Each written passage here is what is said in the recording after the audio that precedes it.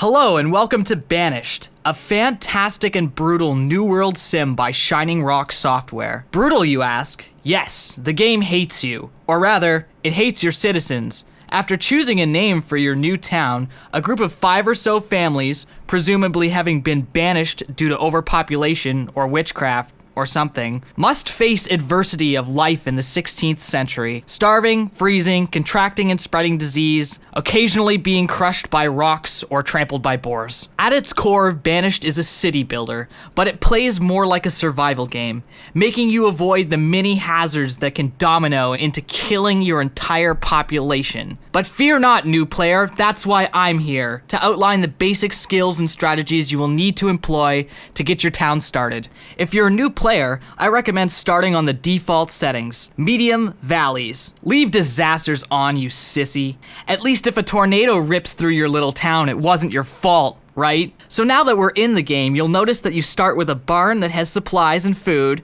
as well as a stockpile full of building materials. However, the first thing you should do is open the information tabs by clicking the menu icon at the bottom of the screen and opening General Statistics, Event Log, and Professions.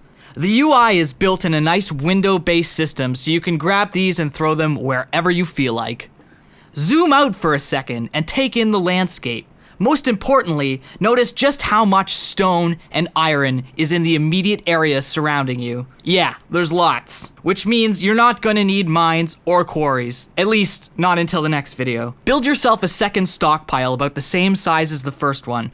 Then start clearing the area immediately around your starting location. Throw down a stretch of road, 5 houses, and a full-size 15 by 15 farm. Alternatively, if you've started right next to a reservoir or a lake, you can throw down a fishing dock. On the Professions tab, assign some builders. Once that's done, you can assign 4 farmers or 4 fishermen.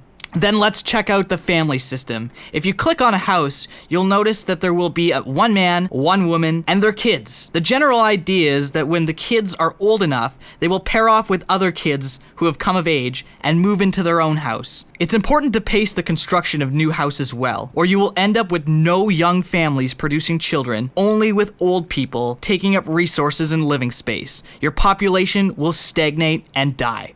I know, it's horrible. I told you this game was brutal. A good rule of thumb is to add 2 houses per year for the first couple years. Next, you're going to need to address some basic supplies and bolster your food income. For firewood, build a woodcutter, not to be confused with a forester's lodge. The woodcutter will grab logs off your stockpile and convert them into firewood, which your citizens will take to heat their houses. Build a blacksmith to start producing fresh tools. Place a gatherer's hut somewhere in a forest, making sure you have as many trees as possible inside the ring.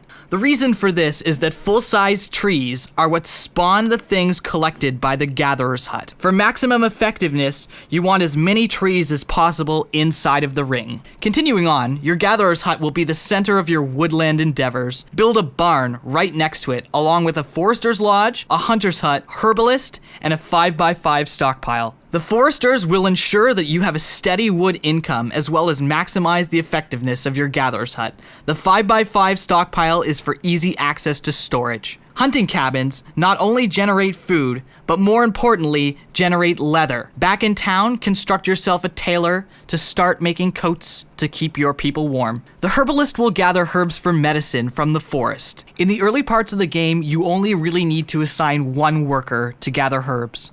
As more workers become available, max out the gatherer's hut, the hunting cabin, foresters, and then the herbalist in that order. After all this is done, build yourself a school. It will take longer for the kids to become working adults, but the boost in efficiency is well worth it. And there you have it.